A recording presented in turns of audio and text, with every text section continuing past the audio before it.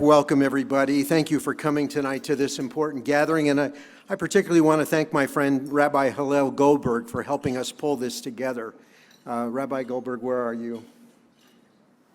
Thank you very much. Yeah. You know, like many of you, I was stunned on October 7th and the days that followed, but I wasn't stunned by the attack. I've been to Israel 6 times. I've led groups with hundreds of Christians touring biblical sites in Israel. I know how fantastic yet how small that country is. We've all heard the threats from Iran wanting to wipe Israel off the map. And not long ago in Israel, I had the privilege of taking a tour of the Israel-Lebanese border, a tour given by IDF, and we walked into some of the tunnels that Hezbollah has dug into Israel to prepare for their next invasion. And looking over the border, we looked by binoculars and we saw the guard towers, the Hezbollah towers, that were built to resemble the towers in the Nazi concentration camps in Germany. And we saw the graffiti on the postboard saying 1,000 jihadis are coming to Jerusalem. So I was not stunned by the attack.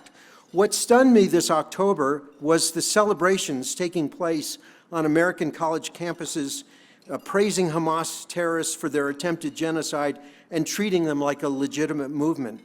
What stunned me in October was the eruption of anti-Semitism around the world. What stunned me in October was the deafening silence from most of our university leaders.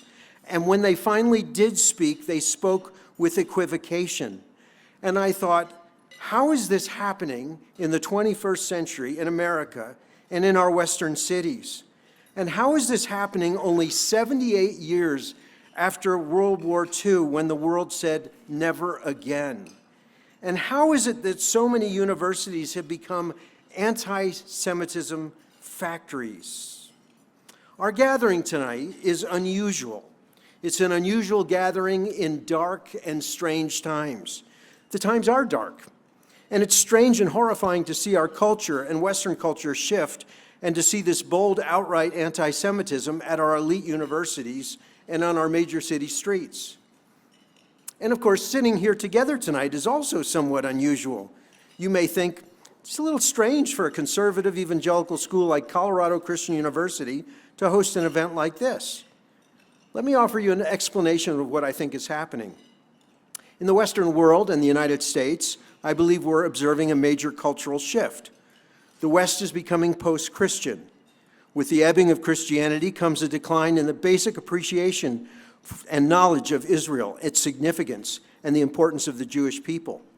In so many of our schools, we don't teach history anymore. That's especially true in our universities. We're losing our cultural memory, forgetting who we are, forgetting that what we fought for in World War II, and add to this a basic moral relativism that has been routinely taught in our universities for decades, the fruit of which Alan Bloom warned us about in the 1980s. And now we face the widespread embrace of an ideology in our universities, an updated version of Marxism, a kind of deconstructionist cultural Marxism in the academy, which our Jewish friend Yoram Hazony spoke to us about last year from this very platform. And to this, there's the growing presence of radical Islamist voices in America and the West, joining with American students, calling for the obliteration of the State of Israel. The alliance between the jihadists and the far left is very strange indeed. And what about the unusual occasion that brings us together tonight? Why would CCU, a Christian university, speak out so quickly, starting on October 8th, against the massacre by Hamas and speak up for Israel, its right to defend itself, its right to its ancestral lands? Why did we write national editorials and become one of the few universities to sign that statement with Ari Berman and Yeshiva University that President Hogue just mentioned? I explain it this way. First, there's a moral reason. What Hamas did was evil. It very quickly became apparent to us that this was the deadliest day for Jews since the Holocaust. Watching the eruption of anti-Semitism in crowds around the world shouting, "Gas the Jews," was deeply disturbing to us. It became apparent to us that we're living in a dangerous time. And what Hamas did to Palestinian people and Palestinian Christians, using them as shields and pawns, was also evil. Second, there's an academic reason. We do teach history at Colorado Christian University.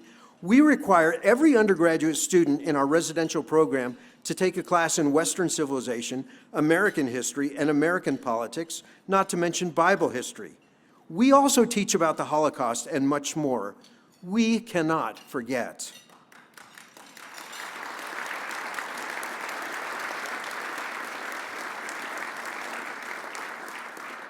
And then there's what I call a covenantal reason, because we are Bible people. And our Bible tells us that the Jews were called to be God's chosen people. We acknowledge God's unique covenant with Israel in the past and the special place of the Jews in God's plan of redemption. They have been a light to the Gentile world. And in some mysterious yet important way, we believe that God is still at work in its history. And along with that, we believe that we have a debt to the Jews, that we have not sufficiently acknowledged as Christians this debt over the centuries. And I think a great deal of the misguided anti-Semitism of Christians could have been averted had we acknowledged our debt. We've forgotten the Jewish roots of our faith. Most of our Bible is the Hebrew Scriptures. Without the Jews, we would have no Old Testament, which is what we call it, which is essential to understand our New Testament. The Jewish Scriptures introduce us to the themes of creation, fall, redemption, atonement, the promise of a new heaven and earth. Through the Jews, God gave the law of Moses to the world, the Ten Commandments, the Great Commandment, the idea of covenant. We share the same hymn book, the Psalms. We draw on the same wisdom literature. Without the Jews, we would have no church, no Mary, no Joseph, no Jesus.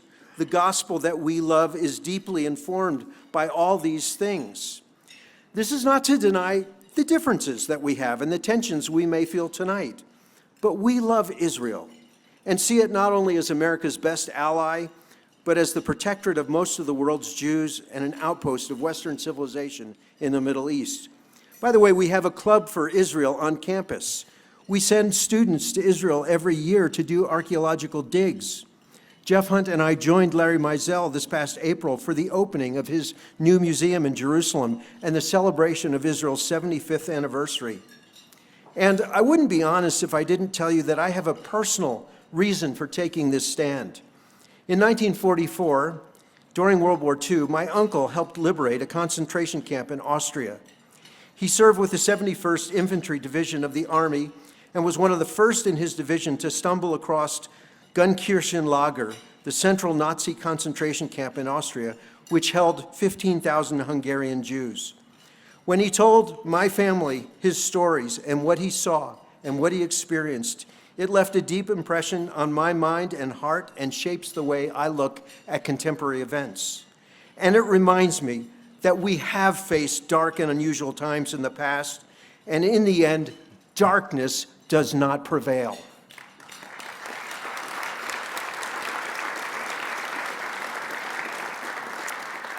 And as believers in the God of the Scriptures, we say with the psalmist, "The Lord is my light and my salvation. Whom shall I fear? The Lord is the stronghold of my life. Of whom shall I be afraid?